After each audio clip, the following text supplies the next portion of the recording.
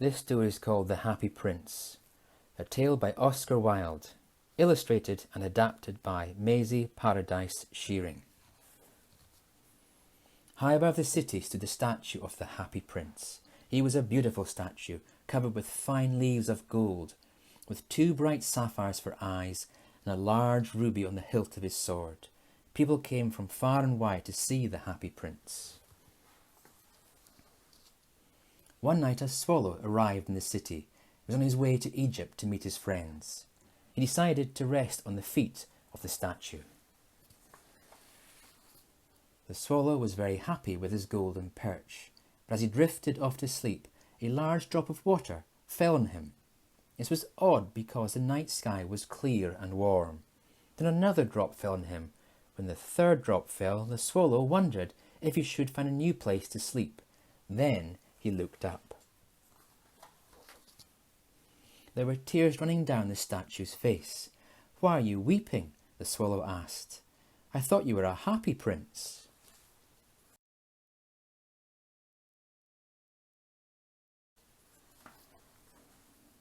The Happy Prince spoke.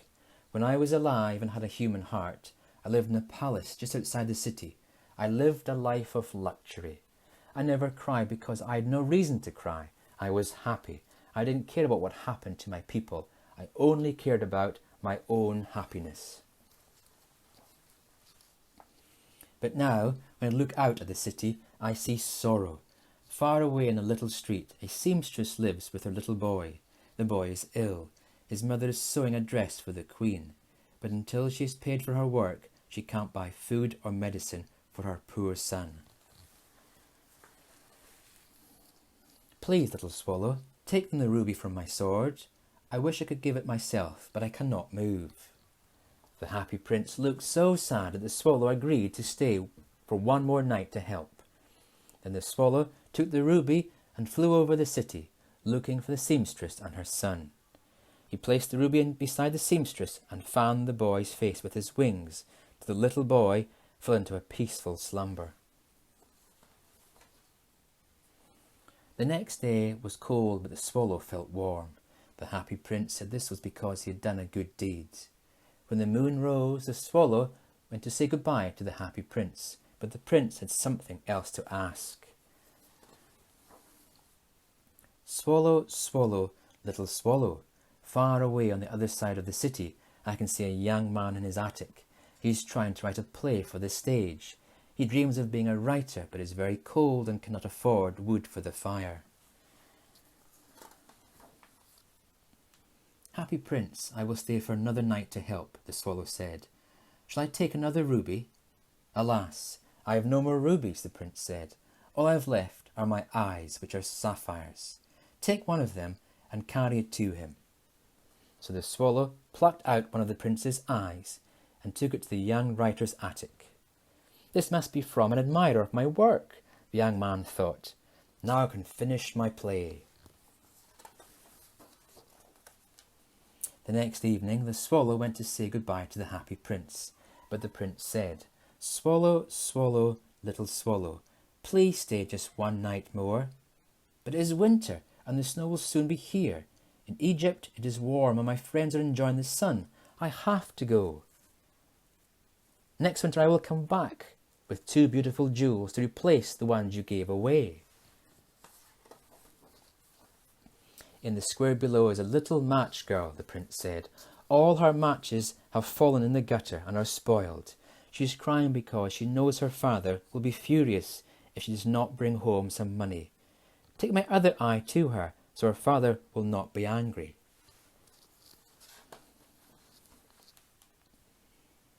"I can stay with you one more night," the swallow said, "but I cannot take your eye. You would be blind." But the Happy Prince stood firm. "Swallow, swallow, little swallow, please do as I ask." So the swallow took the Happy Prince's other eye and flew away. He found the little girl and dropped the jewel into the palm of her hand. She ran home laughing. "I cannot leave you now that you are blind," the swallow said. "I will stay with you always." The swallow spent the day telling the Happy Prince stories of his many travels and all the wonders of the world. "Dear little Swallow," the Happy Prince said, "you tell me of astonishing things, but there is nothing more astonishing than the suffering of men and women. There is no mystery so great as misery. Fly over my city, little Swallow, and tell me what you see there." So the Swallow flew over the city. He saw rich people and poor people and hungry children.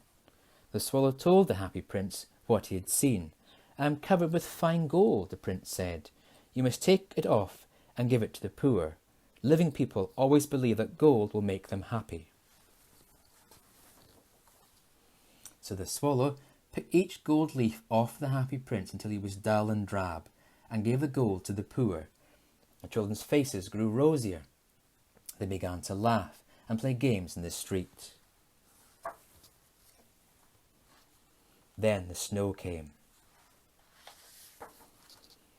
The Swallow grew colder and colder, but he would not leave the Happy Prince. The Swallow loved him too much. Finally, the Swallow grew weary and weak. He knew this day would be his last. "Goodbye, dear Prince," the Swallow said. "You let me kiss your hand. So you are going to Egypt at last, little Swallow. You must kiss me on the lips, for I love you." "I am not going to Egypt, but to the house of death," the Swallow said, and kissed the Happy Prince on the lips.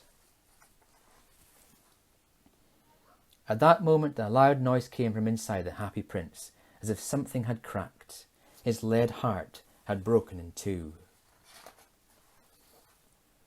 Early the next morning the mayor was waiting in the square below. He looked up at the statue. "Dear me, how shabby the Happy Prince looks," he said. So the mayor gave the order to pull the statue down. "He's not beautiful and he's not useful," the mayor said. The prince was taken to be melted down. "How strange," a man said. "This broken lead heart won't melt in the furnace. We'll have to throw it away." So he threw it in a dust heap where the dead Swallow was also lying. God sent down an angel to look for the two most precious things in the city. The angel chose the Swallow's dead body and the Happy Prince's broken heart of lead. The Swallow and the Happy Prince were reunited and lived happily together in the Garden of Paradise forever.